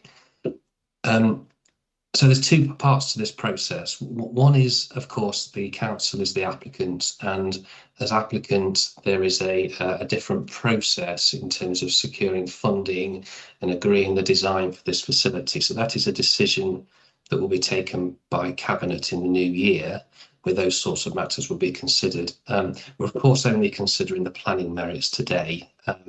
We couldn't, for instance, ask for internal design modifications in the same way as we couldn't do for a private developer as part of the planning process. And so we just need to be a little bit careful that we concentrate on the planning issues. And you'll have heard from Russell earlier that he's talked through some of those main considerations that members will need to be dealing with today. So I just urge members to exercise a little bit of caution that there is a distinction between the planning matters and those other wider considerations, you know, linked to how the scheme is funded, the facilities that are being provided within the leisure centre, which of course are matters for Cabinet and will be considered separately, where of course, you know, members will be able to be considering those in a separate format in the new year. So that's all I want to say, but I'm sure the applicant will, as I say, the agent will have some views on this when he speaks in a few moments. Thank you, Chair. Thank you, Nick. Appreciate that. Thank you for the clarification. Do we have any more questions from members? No, in which case then I'm going to go to our first speaker, if I may, Nathan McLaughlin, agent. You will have heard, obviously, a few of the issues that have been raised already. If you could pick up on those, I'd be grateful. I'm very anxious that as a committee we should get this right, and there are some issues that need addressing. So, good morning, welcome to you. Thank you, Chair. Good morning, members. My name is Nathan McLaughlin, Managing Director of McLaughlin Planning, and I've got the pleasure of being the planning consultant on the Trowbridge Leisure Centre project. I'm obviously speaking in support of the application this morning, and I won't repeat in any great detail the officer's report that you have before you, but I would direct your attention to that report as being a well-reasoned, thorough and diligent report covering all the issues, and it's been very interesting to listen to some of the members' questions here this morning. This report assesses the proposals against the various policies of your Wiltshire core strategy, so your local plan against which applications should be determined. And it starts with the all-important policy, Core Policy 28, regarding the principal issue, which has been thoroughly explored. The subsequent analysis of all the other policy issues shows that without questions, the proposal accords with those policies. Now, briefly picking up on what's a couple of the questions this morning about cycle access and whether it is safe for a cyclist to gain access to the site, I draw members' attentions to page 253 of the agenda and the second paragraph under access arrangements, which refers to the ability of a cycle lane being able to be provided on a 3 metre wide strip along the northern side of the site, so thus facilitating safe cycle access into it. So in terms of other matters, I think what I really want to explain from my standpoint, and I'm joined today by my professional colleague Bastin Bloomfield from Roberts Limbrick Architects, who as the second speaker registered will be talking more about the process that they went through, is effectively you are looking at this scheme as the realisation of a key regeneration aim of the Wiltshire core strategy. And there are a lot of competing interests that are involved in this process. Having been involved in this project for a number of months, planning is a question of balance, where you're taking all these individual issues and you're looking to achieve the best possible outcome within the parameters of those issues. That's what we have here, and I think rightfully identified in section 10 of the officer's report, and naturally I support the officer's recommendation in this regard. Thank you, Chair. Thank you, Nathan. Appreciate that. Bastin Bloomfield then, please. Thank you. Good morning, Chair and committee members. My name is Bastin Bloomfield. I'm a Divisional Director at Roberts Limbrick Architects, and we specialise in sport, leisure and active wellbeing facilities for local communities. We work closely with Sport England and councils across the sector. The process started in 2022 with a strategic outcome planning model study for Trowbridge through the Sport England Active Environment Framework. This approach supports effective investment into facilities by identifying the local priorities and outcomes, and we assessed over 10 sites in that exercise. The SOPM confirmed the facility mix that's within the scheme and the East Wing site as the right combination to deliver the outcomes that were required to support the health and well-being of the community. The proposals deliver those identified leisure facilities and community facilities and bring new life into the East Wing site, following the demolition of the original buildings and tarmacking over and marking out of the car parking spaces prior to 2020. The scheme, as Russell alluded to, replaces the swimming pool at Clarendon School and the fitness suite and studios at Castle Place that are nearing the end of their economical life. The proposals support the regeneration of Trowbridge Town Centre with wider community and active travel benefits, including the signalised junction, to support the safe pedestrian and cycle use and improve the connectivity to County Hall and to the library. The project has been developed through extensive engagement with Design West, the design review panel, including the architectural reference to the historic mill buildings, the wider master plan and landscaping, and links to the natural setting along the River Biss. The scheme is highly sustainable, it's all electric, and is supported by the design and the layouts with high-performing thermal fabric, high-efficiency plant and on-site renewables, including the air source heat pumps and an extensive array of photovoltaic panels across the roof. The project is supported by embodied and operational carbon assessments, which are showing the scheme is outperforming other similar recently completed centres in the UK. The project is on target to achieve the BREEAM Excellent rating and is optimising on-site opportunities for sustainable drainage and the biodiversity net gain. Extensive parking surveys were carried out on the East Wing site and the council car parks in Trowbridge, and they've informed the submitted travel assessment and framework travel plan. The proposals support the sustainable active travel with safe pedestrian and cycle access, with the signalised junction providing a safer access route for cyclists and pedestrians than the current roundabout. The scheme includes the active frontages to support passive surveillance and a connection between users and the new landscape setting, County Hall, the library and the town centre. And the spaces are designed to be accessible and inclusive, with an emphasis on supporting active well-being and the local community. During the development of the proposals, we completed a series of public consultation events around Trowbridge earlier this year, and there's been it was great to witness the overwhelming support from the local residents and the wider community for this impressive, modern and highly sustainable leisure centre that will support active well-being. We're here to answer any questions that you may have on other things, but if there's any specific points that we haven't addressed so far. Okay, well, thank you for that. Well, I shall be turning to the applicant in due course, but you would have picked up, of course, the issue raised with the 130 spectator seats. Did you have anything to add to that? So through the early consultation and through the SOPM, it was to provide a community swimming pool, the 25-metre 6-lane pool and the learning pool to deliver the active environments for the community. Through the consultation, the spectator seating was added in and we consulted with the swim club at the Clarendon site, and they identified the 130 seats as delivering what they needed in terms of their club and the use of the swimming pool. This is a community facility and we are balancing those overall needs. We are currently showing in excess of the 130 spaces, and we will obviously continue to look at maximising that as we develop the proposals within the footprint that's available within the site. One of the things we're currently looking at is replacing individual seats on the tiered seating for the spectator viewing with benches, which does make them more efficient for larger numbers. So there are things we can do within the project, and that is something that project team are actively looking at. Okay, thank you for that. Sorry, I should also add, county level competition pools are typically 25-metre 8-lane pools, not the 6-lane community pool that we've got here. So there is a difference in between the size of the pool and what that means. So what you're saying is the number of seats is commensurate to the size of the pool? Yes. Yeah. And also engagement with Swim England and other things that all come together. So this is a comprehensive proposal to bring all of those conflicting matters all together to provide an efficient and sustainable centre for the community. Okay. Councillor Ian Blair Pilling, I'm going to come to you if I may. I think you might have something you wanted to say on this, and I'd invite the applicant to speak before I go to. I might ask Nick as well to come in on this, but if you'd like to speak, please, we'd be welcome. Thank you.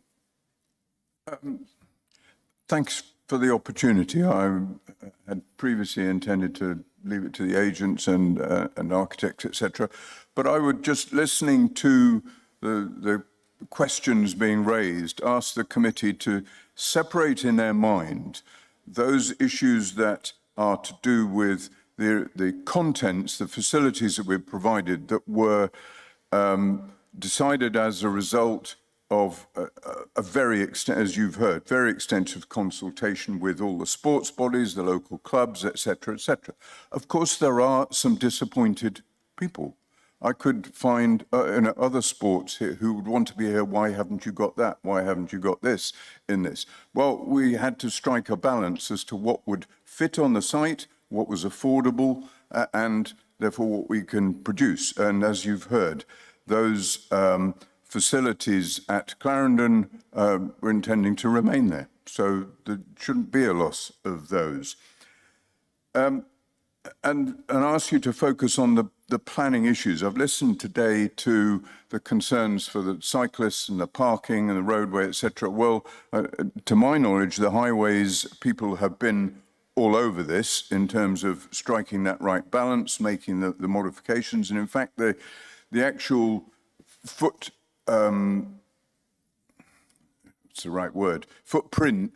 of the site was expanded in this in order to take care of those concerns. So as far as I'm aware, they have all been adequately addressed in that. Turning to the point about disabled car parking, etc. Yes, the experience of Melksham is that we can make adjustments subsequently. There's a difference between what we put through planning now and in a year's operation, etc., as to whether we need to adjust the number of car parking spaces allocated to. That can be done subsequently. That, I would suggest, is an in-service operational matter in this. So I do think this is, and the other point I want to mention is we've talked about all the sports bodies, we've talked about active travel, etc., but the very design as to where this is has been driven very much by public health advice in terms of access from those parts of the community that we most want to get into the leisure centre, who perhaps can't get to Clarendon at the moment. So that's a big part of why it is where it is, as well as what it should be doing to boosting the town centre footfall in that. So please bear in mind that this isn't, just about, how good's your swimming pool and how good's this and that. This has been looked at from a whole range from across the entirety of the council's business plan and what the community most needs and will most benefit from. It's a complete package that has been thoroughly thought through. Thank you for that, Councillor Blair Pilling, for that contribution. Thank you, Ian. Nick, did you want to come in on any of that at all? I don't have anything to add to that. You don't? Okay. Stuart, you've been earning your keep today. To you, please. Yeah, no, I'm really pleased to see this has got to this stage, and I'm not going to say anything more. Actually, it's excellent for Trowbridge. It's right in the centre of town. The location's practically perfect. So I'm just going to move that we grant planning permission. Thank you, and seconded by Councillor Clark. Any members want to make any remarks or comments to this? Yeah, Ernie, thank you. Thanks, Chairman. Well, it's good to see it's finally got here, because I recall back in, I think it was 2009, when I was chair of the Trowbridge Area Board, just after the Wiltshire Council had been formed. One of the first things we were saying was, let's have a new sports centre for Trowbridge. And 13 years later, unbelievable. But anyway, we've got something that's proposed. I've listened to what's been said, and all the rest has been said about traffic, cycling, everything. When you look through the report, none of the Wiltshire Council officers have come up with any objections. And we're always told, oh, if you refuse something and the officers aren't supporting you, you wouldn't win it at appeal. So I think if this wasn't a Wiltshire Council application, we wouldn't be looking at that so closely. And I think Councillor Blair Pilling said about what's there and what isn't there. It's like people have like squash courts, all sorts of things. But at the end of the day, it's the old thing. We have a planning application in front of us that we need to decide on. As local members, we may think, oh, it would be nice to have this, oh, it would be nice to have that. But that isn't what's in front of us. We've got to make a decision on what's here, not whether we would like other things, but what's in front of us. And as I say, after 13 years, I'm just so grateful that it's taken a step forward.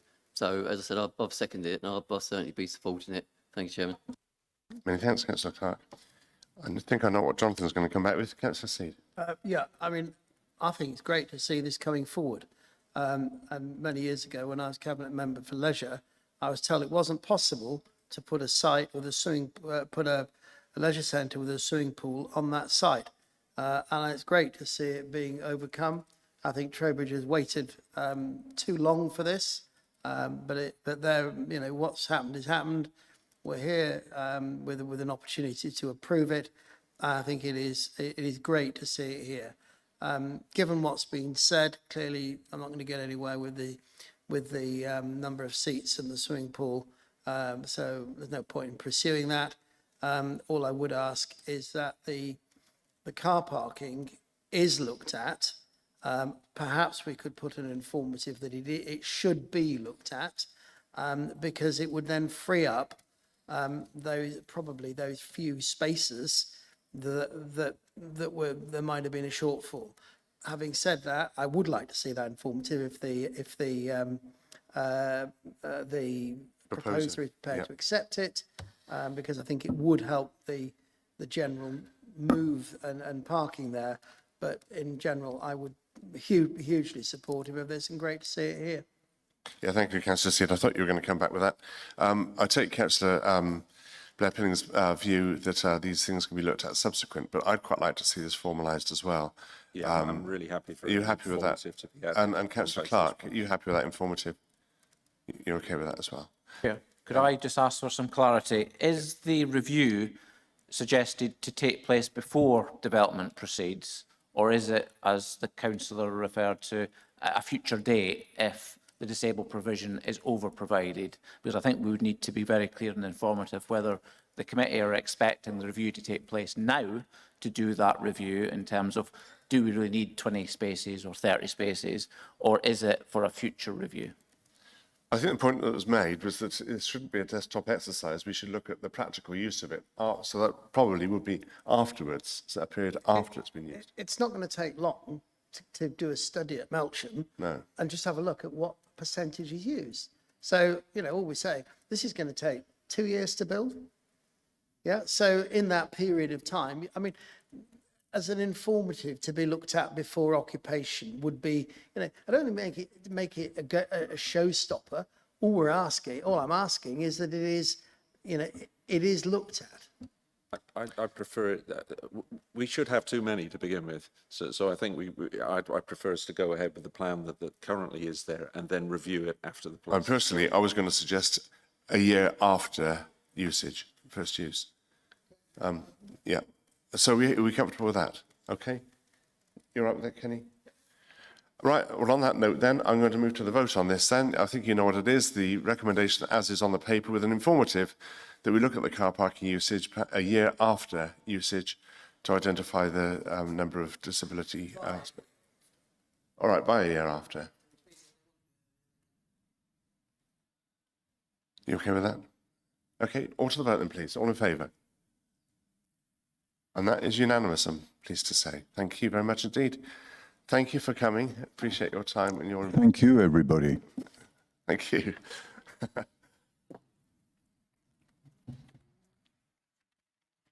Well, thank you for it. That was rather less painless than, rather less painful than I thought it might be. So we're going to move to the final item now then, please.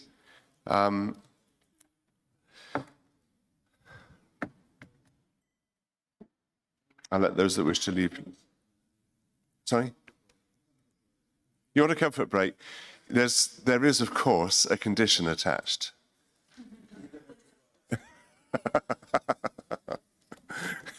And if they're not open already, open them, please. And that goes for you folk at the back as well. So I'll give you back by 12:25, please. Thank you. Comfort break. Thank you.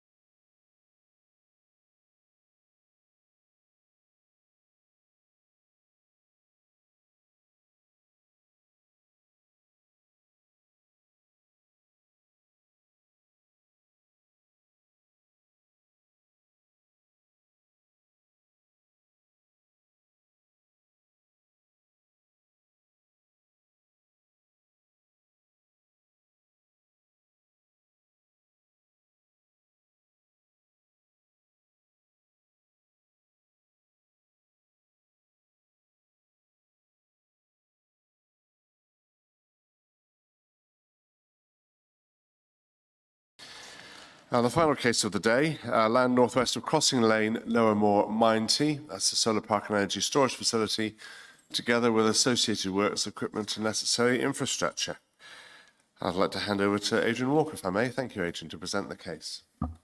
Thank you, Chair. So, as mentioned, this is a application for a solar park and energy storage facility at land located northwest of Crossing Lane, Minety. The application site comprises approximately 13 hectares of agricultural fields within the parish of Minety. The southwest boundary of the site here is the mainline railway line from Cheltenham to London. The site is accessed here at Crossing Lane, and the site also includes a grid connection point on the other side of Crossing Lane, which is just here. The closest dwellings are at Coles Farm to the north, which are up here, and at the crossing down here to the south.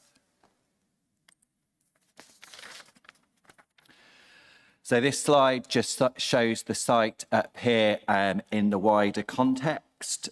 The site itself does not have any specific environmental designations. However, the Clattinger Farm SSSI and Special Area of Conservation is approximately 600 metres up here to the north, and the Acres Farm Meadow SSSI is approximately 760 metres to the east of the site. There have been a number of recent applications which have been outlined in my office's report for solar farms and battery storage. These are generally around the Minety substation. The substation is in the centre of this pink circle here. So those are a number of applications, including quite a large solar farm around the site there, which has been permitted.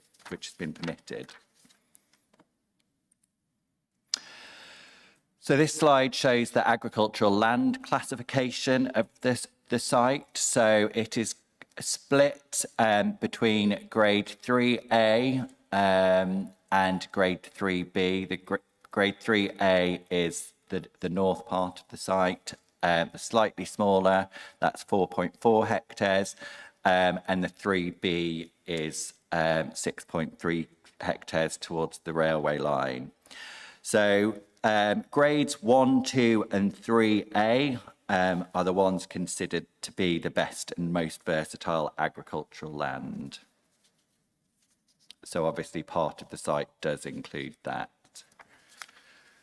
So this slide shows the general layout of the site. So the blue squares are the PV panels, which are fixed to a steel and aluminium structure.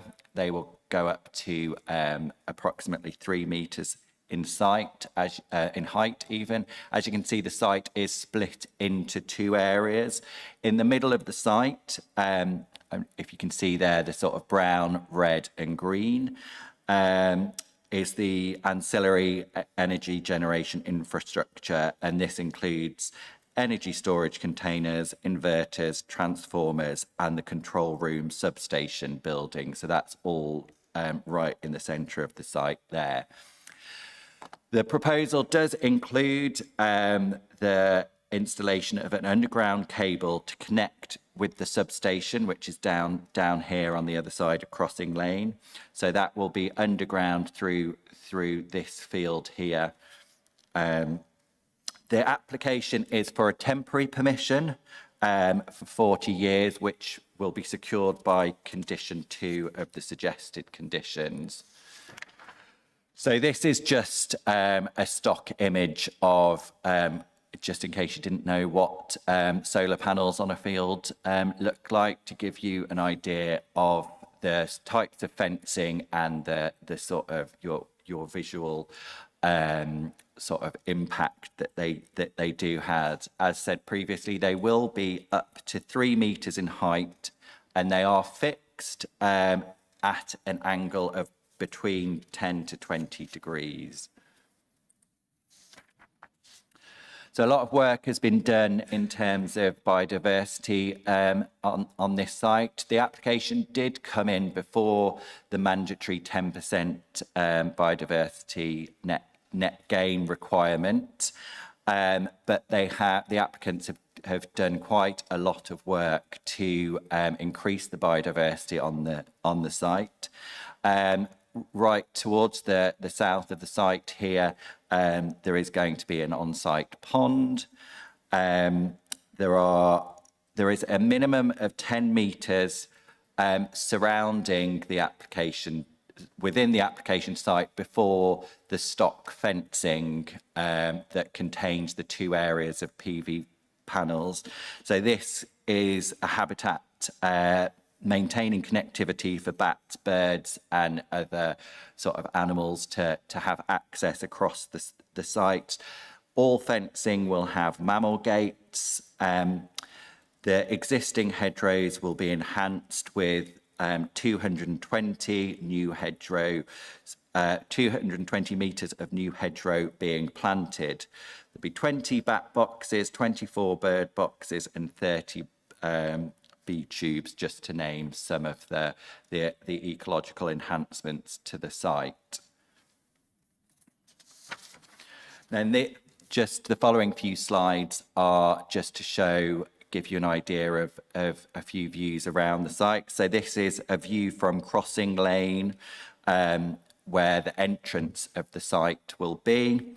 That is looking west, just as you can see there.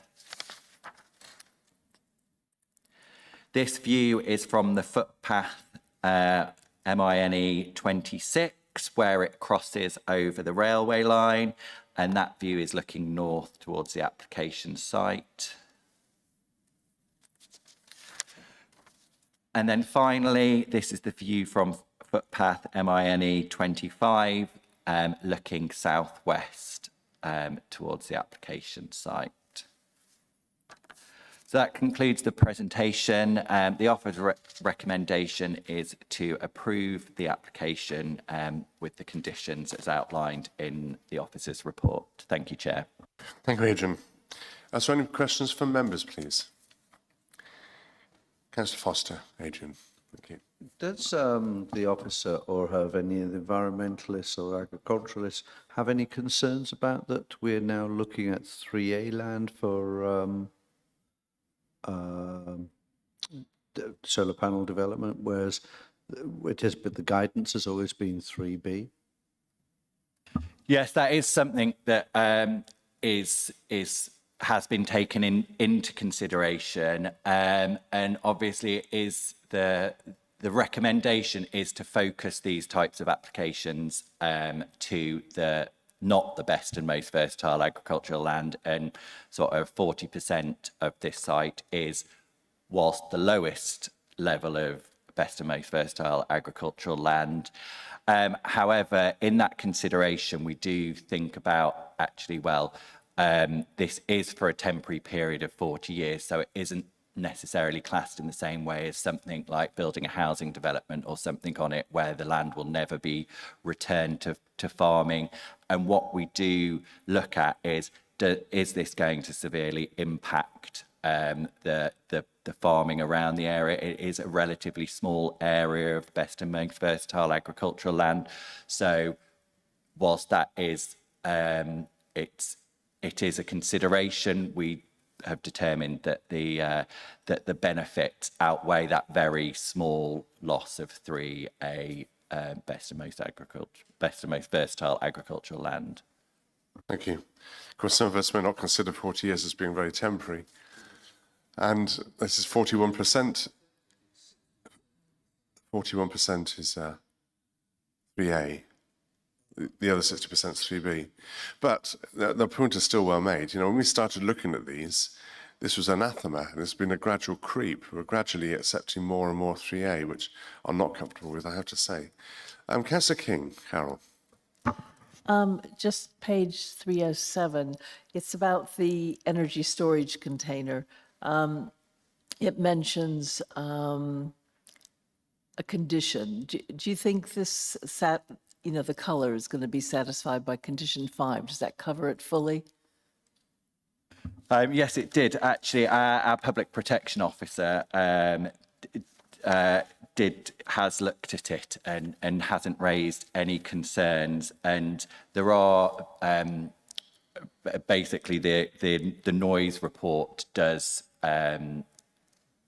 obviously say that there could be some impact. However, that can be mitigated through. I know that you can put the containers on pads, which reduces any noise and vibration. So that is what I'm expecting to come through when they give those when they're required to submit those details to be approved by the council and looked at. Thank you. Councillor Clark. Really? Thanks, Chairman. Apologies if I've missed it in the report, but has the applicant or the landowner made any suggestions as to what they're going to do with the land if the panels are allowed? Will we get the story of, we're going to graze sheep on it, or are they going to have rabbits running around, or? So I think it will be a closed site. They haven't said that they will be putting sheep under there. I know that is a possibility, but I think from their sort of biodiversity, they're allowing it to be a biodiverse site rather than a farm site. So I think they will let it kind of naturally be rather than actually trying to put sheep on there or anything like that. Councillor Threadford, thank you. Yes, I just had a question about the field that the underground cable is going through. That's owned, is it, by the, or controlled, and similarly the site for the substation or whatever it is, the connection? So I think the site that's got the substation in would not be owned by the applicant. I'd just have to double check on that one, but I would think that is owned by National Grid.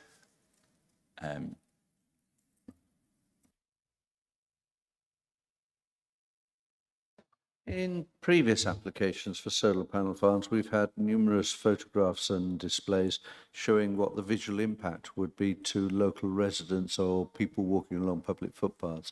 There's none in this. Does that imply that it's unlikely to be visible for most people?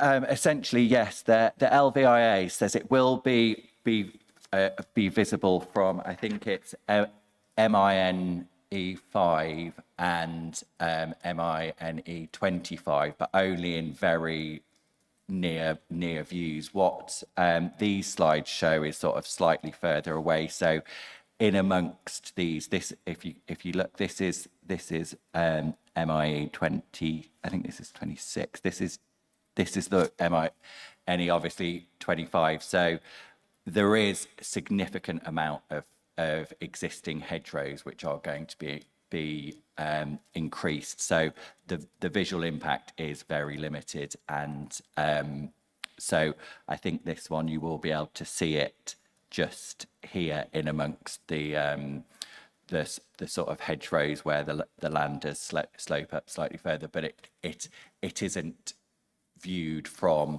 a great height where you can see the whole site from any of those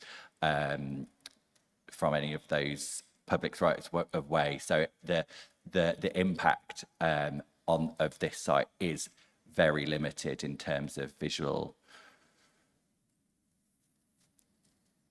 Councillor Threadford. Sorry, one more question. I probably missed it, but is this connecting into the Minety substation eventually through? So has it got permission to? So it is connecting to the substation, which is here. So there's a smaller substation here. I don't actually know if they have got their connection date to National Grid. National Grid has a requirement to offer them a connection. I haven't asked them whether this one has. Often they do get their connections in, but that is where it will connect to an existing smaller. Obviously, that is a smaller substation, but that would be the connection point there. Yes, I don't recall it being on the list that we got for the Mighty substation expansion, but right, thank Thank you. Any more questions from members, please? No? There's a veritable preponderance of these in north of the county, as Chuck will know better than most, along with Councillor Thruffle. I'd like to invite you, Chet, to speak. Thank you, Chair.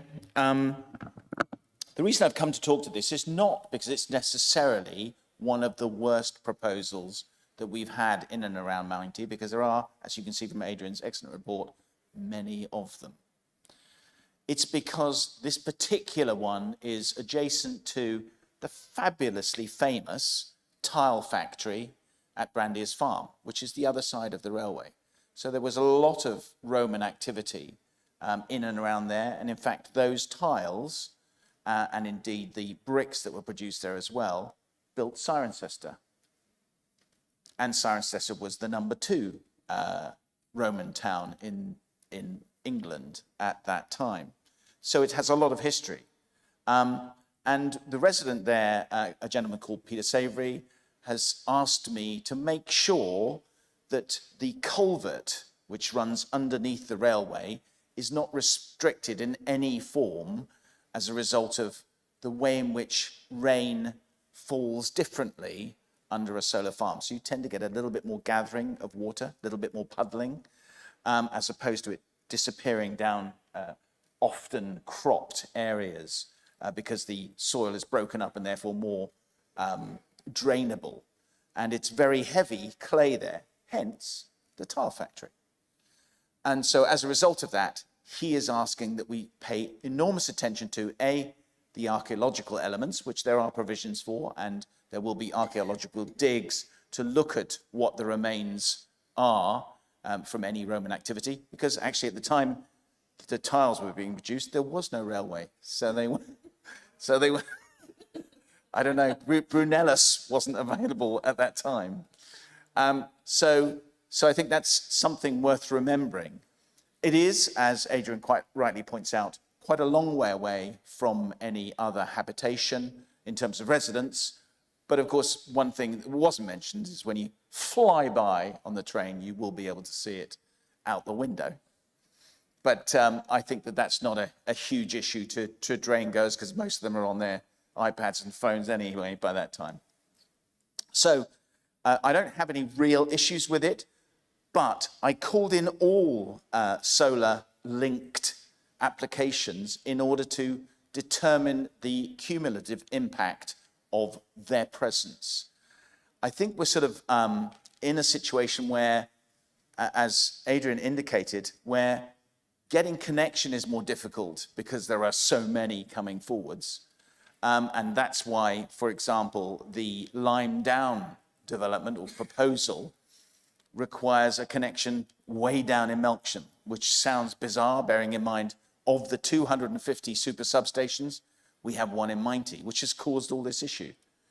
So anywhere where there's a super sub, you're going to get stuff around it that allows us to farm the sun as opposed to crops and the other things that we were used to doing from a much more agricultural perspective, and indeed perhaps what residents would consider to be more countrified than looking at glass. So farming under glass is becoming quite a big thing now in and around wherever those super substations are. But I think it's necessary in order to deliver what we can for the climate across the world. And I think it's important that we look at each development carefully, because there are some which are less required than others, some of which relate to the battery storage elements, which may or may not be used. So there's a big thing around whether actually battery storage effectively breaks its seal. It may never be required to fill up and then discharge, because the electricity is being used on a required basis during the day at which it's being produced. So really interesting going forwards in terms of what we expect and what we need in order to deliver this change in our economic infrastructure. Having said that, though, this is fine. This is better than many of the other 16 or 17 that we've got planned for that area. So all I would stress is archaeology and drainage away from that culvert, because Brandias Farm, a close neighbour to the owner of this field, Paul, often gets flooded during particularly bad times like the previous weeks and 2007. And it's the ability of the culvert to take that water away, because effectively it's going downstream underneath the railway and away, following the route of the Thames. So it eventually meets up with the Thames and heads off down to Cricklade and then Reading and so on and so on. So we need to make sure that it can get away. And that's all I have to say. Thank you, Chair. Thank you, Chair. Councillor Berry. Reference has been made to the points that have been raised. Do you have anything to add to that, Adrian? Yeah, just a couple of things on the flooding, really. Well, so a drainage. So it was looked at the. There was a flood risk assessment and surface water strategy which was submitted with the application, and this was looked at by our lead local flood authority. And in the condition 18, one of the notes at the bottom says that the applicant, in discharging this condition, must provide capacity and condition assessments for the drainage, and the applicant should submit clear arrangements for the ownership and ongoing maintenance of the ditch network to ensure that this remains effective at accepting flows for the lifetime of the development. So that will all be addressed in the discharge of that condition. And that's condition number 18.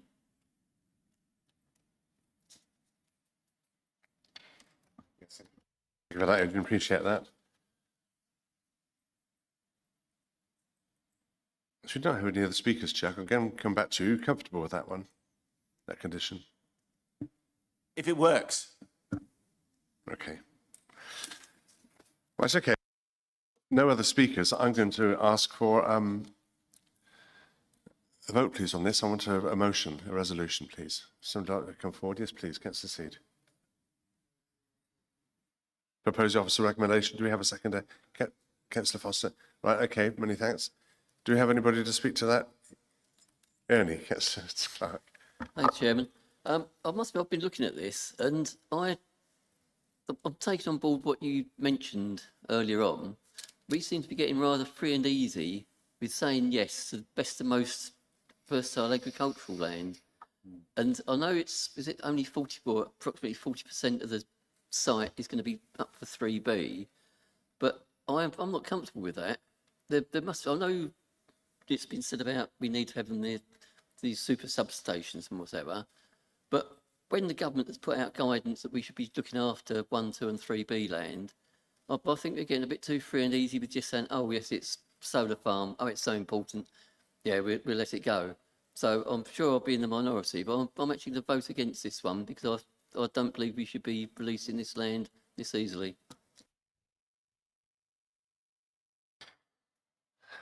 I fully understand what you're saying. That was my point earlier. 41% of this is 3A. Right at the outset, we were pushing back against these, and there does seem to be a gradual creep over the years, and we've certainly seen that north of the county, where we gradually accepting more and more. I'm not comfortable with that, and I would like that somehow to be recorded and to get back to our offices. But I don't think we can do a lot about this one. Adrian. Just in terms of that, I mean, we do look at inspectorate decisions on things like this and the weighting that they put, and certainly the government weighting on becoming carbon neutral and energy generation, green energy generation. So in appeal decisions, it has that weighting. Whilst it's been taken into consideration, that weighting has really been put on to the benefits of solar farms, and sort of certainly when it's the lower amount of best and most versatile, certainly the three A's and not the whole site, then it is the way, unfortunately, that the weighting has been going nationally. Yes, I thought you were going to say that. In which case, I'm going to go to the vote then. All in favour of the motion put forward by Councillor Seed? 1, 2, 3, 5. Okay, and against? Right. You'd like yours recorded? Yes. No, okay. So it's 5-4, 2 against. The motion has been carried. Councillor Clark has voted against it. Would like that recorded.